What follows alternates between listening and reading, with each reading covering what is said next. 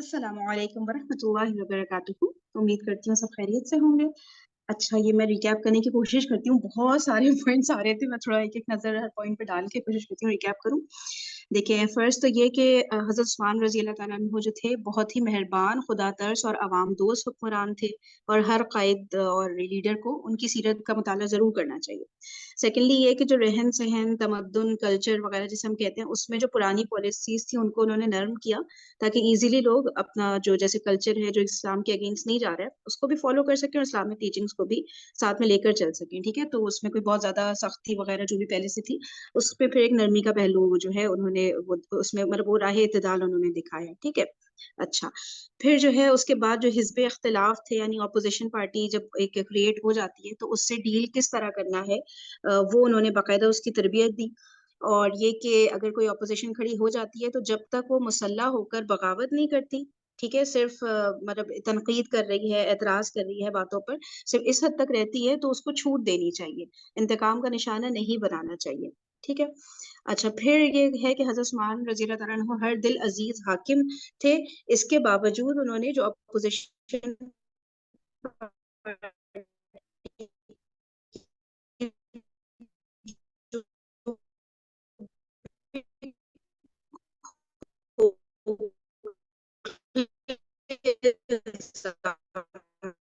इल्ज़ामात भी कोई इतने बड़े और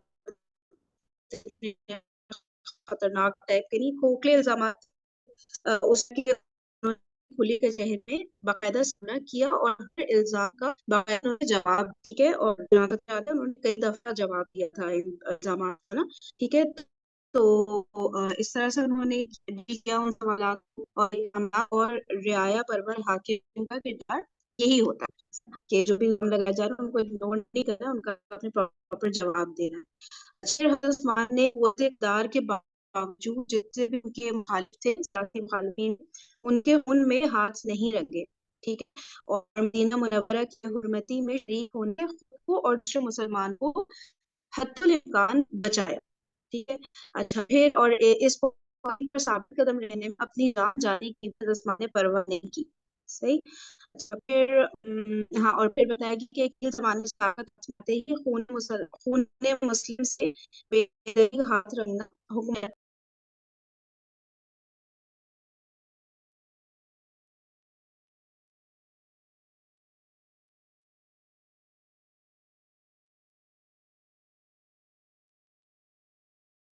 अच्छा, 1 सेकंड, 1 सेकंड। मेरे ख़्याल से ये डिस्कनेक्ट हो गया था। अब आप लोग को आवाज़ आ रही है मेरी क्या? उम, आ रही है। आ रही है, सही, सॉरी, मैं 1 सेकंड दोबारा शेयर करती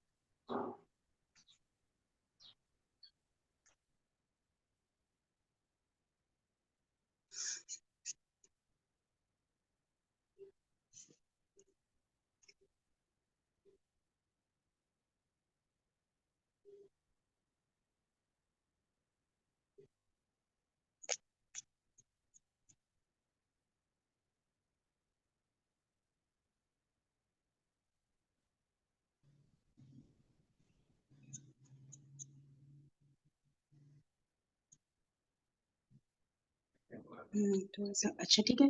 तो वो तक कहाँ अच्छा, फिर जो है हज़रत उस्मान रज़ी अल्लाह तआला अन्हु ने क़ुव्वत इक़्तिदार के बावजूद जो सियासी मुखालिफिन थे, सियासी मुखालिफिन थे और मुसलमान भी थे एट द सेम टाइम वो सब ना, अच्छा म्यूट कर लिएगा प्लीज़।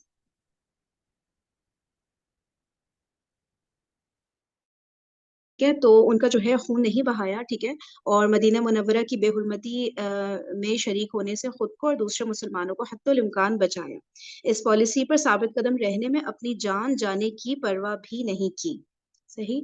अच्छा, उसके अलावा फिर हमने देखा था कि हज़रत अली रज़ी अल्लाह तआला अन्हु की बात हुई, तो उनकी भी जो अपोज़िशन पार्टी थी, उन्होंने उनके वजूद की गुंजाइश रखी, लेकिन ये शर्त थी कि वो पुरअमन रहें और फ़ितना और फ़साद ना मचाएँ, ठीक है?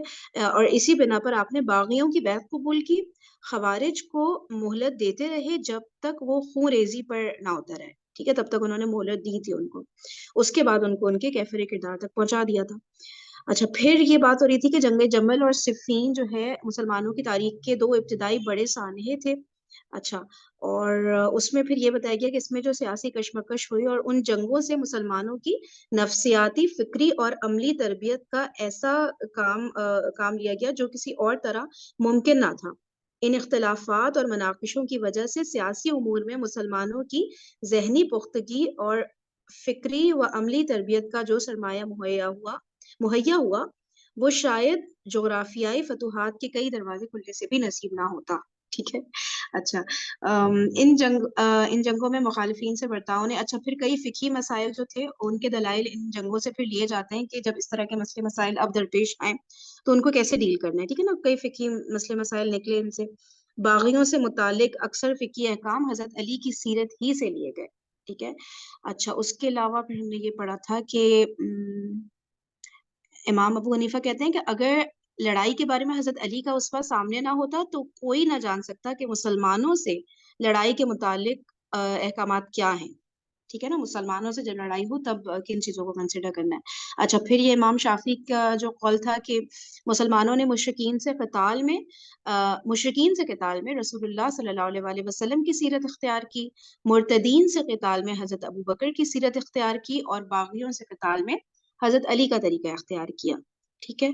اچھا، پھر جنگ صفین کا یہاں بتایا گیا کہ حضور صلی اللہ علیہ وآلہ وسلم کی رسالت کی صداقت کا بھی بہت بڑا ثبوت بن گئی تھی، کیونکہ جو نبی پاک صلی اللہ علیہ وسلم نے ارشاد فرمایا تھا کہ قیامت برپا ہونے سے پہلے پہلے مسلمانوں کی ایسی دو جماعتیں آپس میں لڑیں گی جن کا دعویٰ یعنی دین ایک ہی ہوگا۔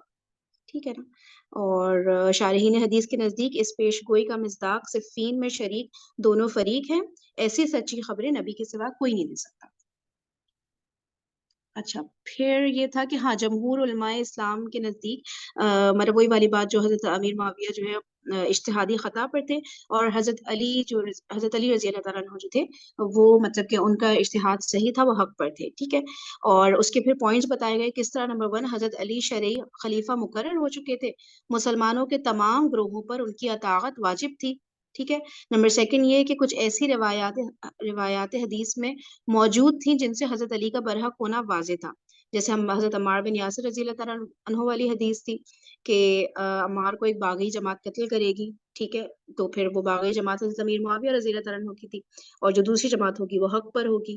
پھر دوسرا ایک اور جو یہ والی صحیح حدیث تھی، ہاں دوسری والی، کہ اولا بالحق جماعت کے لیے بشارت ہے کہ وہی خارجیوں کو مغلوب کرے گی۔ تو خارجیوں کے اوپر جو غالب آئی تھی جماعت وہ حضرت علی رضی اللہ تعالیٰ عنہ کی تھی۔ ٹھیک ہے، تو اس طرح نبی پاک صلی اللہ علیہ وسلم کی جو پریڈکشنز تھی وہ یوں پوری ہوتی گئیں۔ اچھا پھر یہ حضرت عمر فاروق رضی اللہ تعالیٰ عنہ والا واقعہ تھا، یہ جو ہے یہ ہم لوگ پڑھ ہی رہے تھے، یہ اس کو میں دوبارہ پڑھ دیتی ہوں ایسا کرتی ہوں۔ ٹھیک۔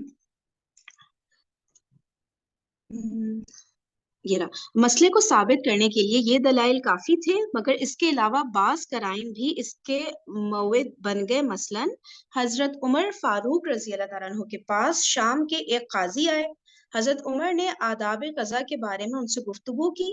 وہ قاضی صاحب جانے لگے تو اچانک انہیں کچھ یاد آیا، لوٹ کر کہنے لگے، میں نے خواب دیکھا ہے کہ سورج اور چاند آپس میں لڑ رہے ہیں اور دونوں میں سے ہر ایک کے ساتھ ستاروں کے لشکر ہیں۔ حضرت عمر نے پوچھا، تم کس کے ساتھ تھے؟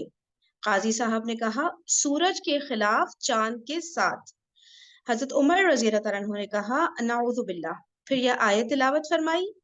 ترجمہ، اور ہم نے رات اور دن کو دو نشانیوں کے طور پر پیدا کیا، پھر رات کی نشانی کو تو اندھیری بنا دیا اور دن کی نشانی کو روشن کر دیا۔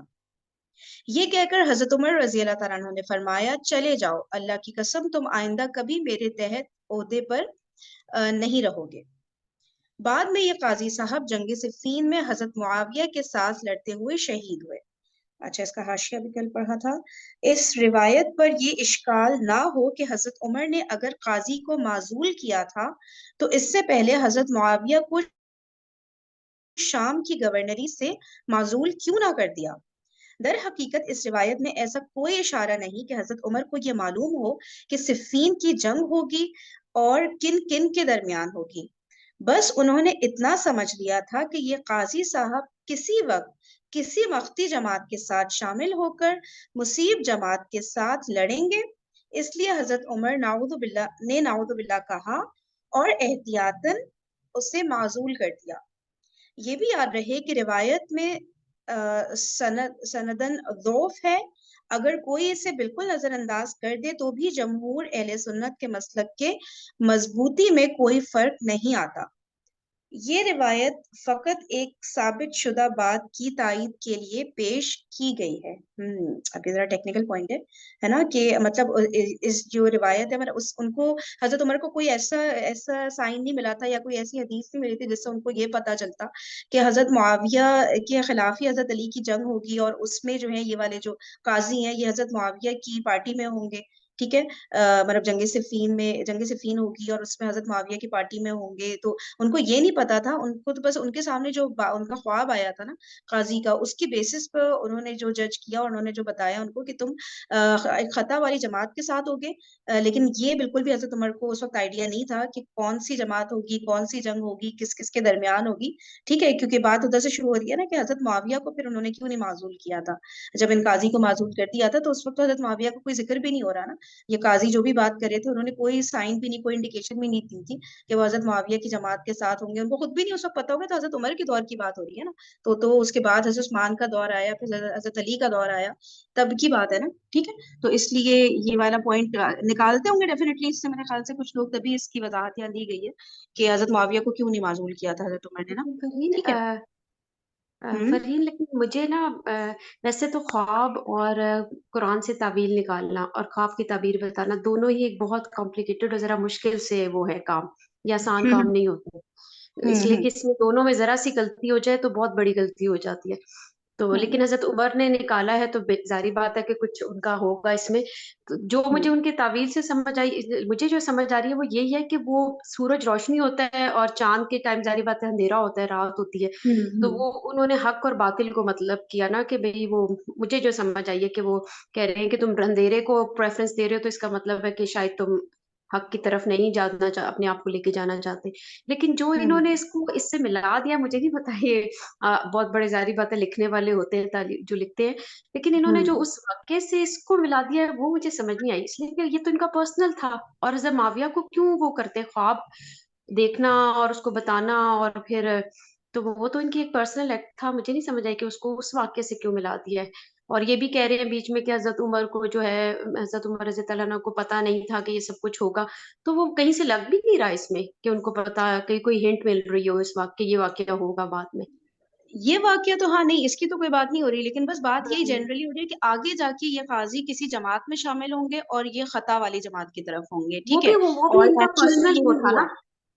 مطلب ہوں جو جس جماعت میں وہ بعد میں شامل ہوئے اور پھر وہ حضرت علی اور حضرت معاویہ حضرت اللہ عنہم کے آپس میں جو ہوا، اور وہ حضرت ہوں معاویہ کی طرف تھے، لیکن یہ سب کچھ بعد میں ہوا نا، یہ خواب، اس کی ہوں تعبیر اور ان کو معزول کرنا، یہ سب تو پہلے تھا، وہ ہوں ایکٹ ان کا بعد کا تھا، تو تو انہوں نے یہ دیکھیے، تو انہوں نے مجھے یہ سمجھا رہا ہے مریم کہ انہوں نے یہ بتا دیا تھا اس خواب کو دیکھتے ہوئے جو بھی حضرت عمر نے دیکھیے، پہلی بات تو یہ سب سے پہلی بات کہ اس جو یہ روایت ہے نا اس میں ذوف پایا جاتا ہے، ٹھیک ہے، ہاں تو ایک بس یہ یہی بات بات کافی ہے اس کے لیے تو مجھے لگ ہاں ایگزیکٹلی، اور یہ کہ رہا بس وہ خطا والی جماعت میں ہوں گے، اب وہ آگے کون سی ہوگی کچھ بھی نہیں، حضرت عمر کو بھی آئیڈیا نہیں نہیں، وہ ہوگا جملہ ڈیفینیٹلی۔ نیچے ٹھیک ہے نا کہ سنت کے مسئلے کی مضبوطی، اس میں کوئی فرق نہیں پڑے گا، بس یہ میں اپنے آپ پہ اپلائی کر رہی تھی اس کو دیکھتے ہوئے کہ ہاں کہ اگر کوئی میں فرق اس نہیں چیز کو پڑا، ایسے نہیں لے رہی تو اس کا مطلب ہے کہ کوئی فرق نہیں پڑ رہا اس میں کوئی بھی آپ نہیں نہیں کسی اس میں ہاں کوئی فرق نہیں میں۔ پڑا، ہاں لیکن یہ بات اس بات کو وہ کر دیتی ہے کہ ہاں جو حضرت عمر نے کہا تھا اگر یہ روایت بالکل مطلب اوتھینٹک ہوئی تو ٹھیک ہے، ذوف کا مطلب تو یہ ہوتا ہے نا کہ شک ہے، کہیں نہ کہیں گڑبڑ ہو سکتی ہے،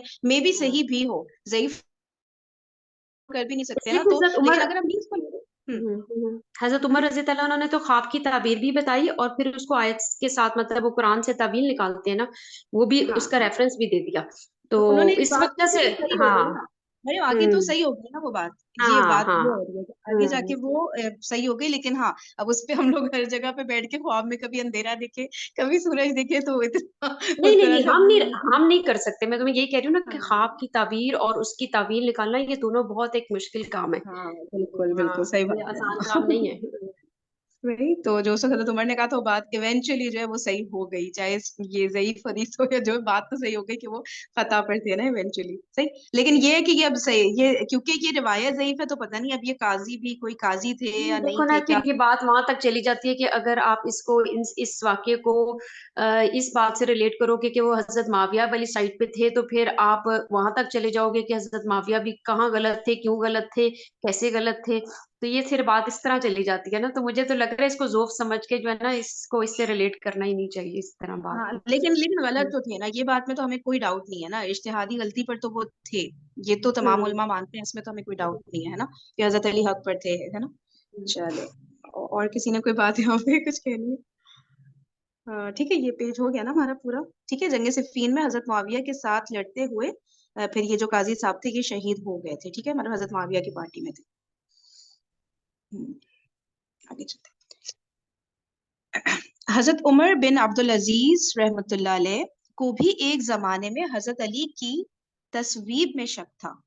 एक तो ये मुसीब और तस्वीब का वर्ड, मैं इसको ढूंढ के रहूंगी आज, रुके जरा। ये जो जंग मुसीब पार्टी और मख्ती तो हमें समझ आ गया ना, खता वाली पार्टी। अब देखिए फिर वही वर्ड आ रहा है, ये मीम स्वाद या बा।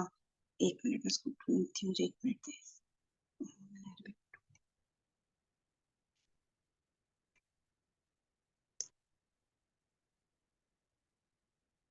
आप लोग भी अगर देखें, मीम स्वाद या बा, अगर किसी को मिल जाए इसका कोई इजी टू अंडरस्टैंड मीनिंग। मुसीब, हाँ लिखा हुआ है फरीन ये वर्ड। मुसीब, ये बिल्कुल पहला लाइन देखें, पहली लाइन देखें, तस्वीब में शक था। जिसके अच्छा देखिए, मुसीब लफ्ज इसमें फाइल है, समझते रहे, जिसके मायने होते हैं हक बजानिब होना। ठीक है, मीम स्वाद या बा, मुसीब, हक बजानिब होना।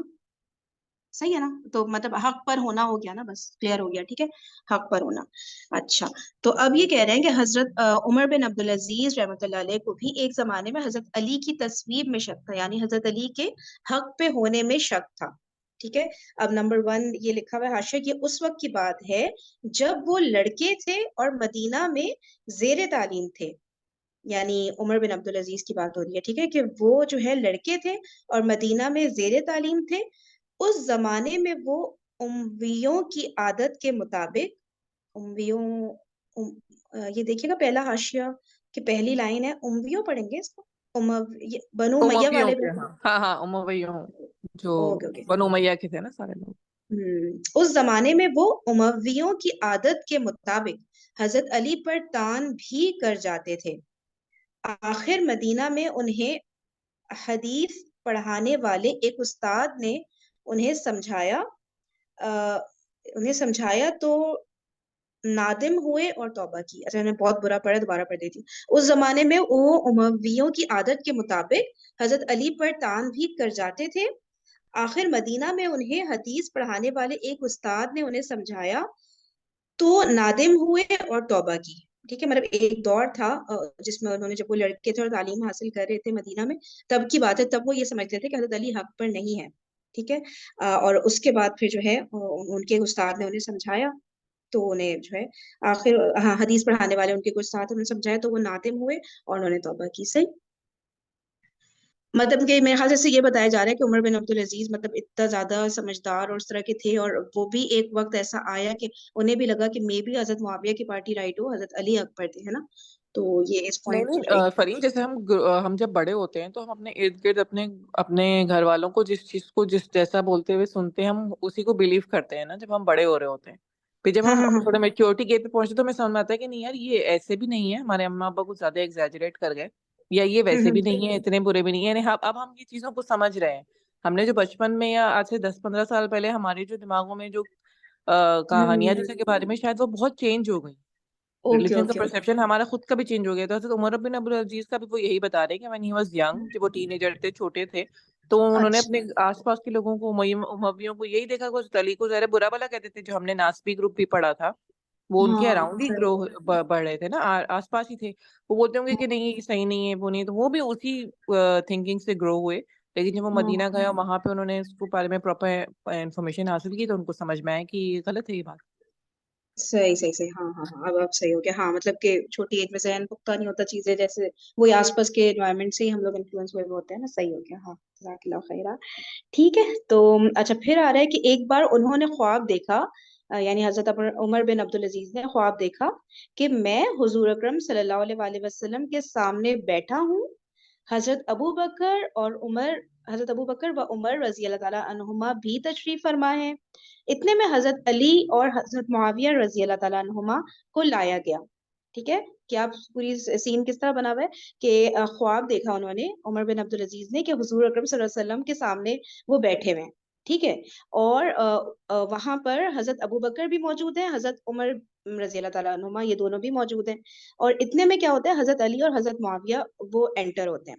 ठीक है, दोनों को एक दरवाजे के अंदर ले जाया गया, यानी हजरत अली और हजरत मुआविया रजी अल्लाह तआला अन्हुमा को एक दरवाजे के अंदर ले जाया गया और दरवाजा बंद हो गया।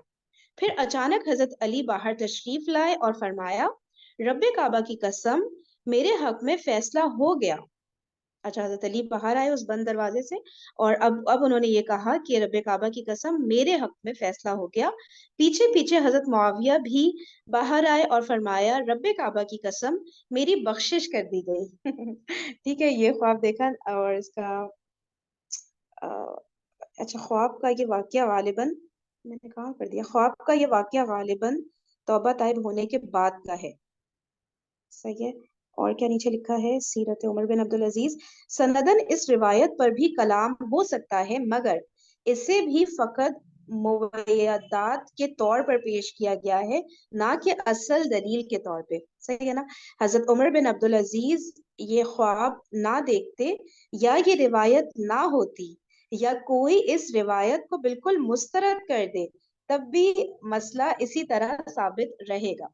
सही है ना। तो ये रिवायत की बिल्कुल, इसकी कोई एग्जिस्ट भी नहीं करती है रिवायत, तब भी उससे कोई फर्क नहीं पड़ता, दूसरे जो दलाइल है वो ही काफी हैं। ठीक है ना। तो ये बस उसकी तायीद करने के लिए एक तरह से बताया गया है, मतलब पॉइंट को फर्दर एक्सप्लेन करने के लिए उसे कहेंगे ना। ठीक है, तो ये हो गया। अच्छा फिर क्या है, गर्ज मज़कूरा सही अहदीस पर गौर करने और कुछ दीगर मजबूत कराइन जमा हो जाने की वजह से कुछ मुद्दत बाद जमहूर उलमा का मुशाजरात में हजरत अली रज़ी अल्लाह ताला अन्हो के मुज्तहिद मुसीब होने पर इजमा हो गया। ये बात भी तय हो गई कि हजरत तलहा, हजरत जुबैर और हजरत मुआविया रज़ी अल्लाह ताला अन्हुम भी अपने तौर पर इस्लाह के लिए कोशां और मुज्तहिद थे, इसलिए वो गुनाहगार नहीं बल्कि मुज्तहिद मख्ती हैं, और मुज्तहिद की गलती माफ है, जबकि इज्तिहाद पर उसे एक अजर भी मिलता है। ये के बारे में किसी मुतय्यन जमात के मुतालिक कोई हदीस नहीं। सियासी कजिया, कजिया हमने पहले देखा है ना। एक मिनट, इसको देख लेते हैं।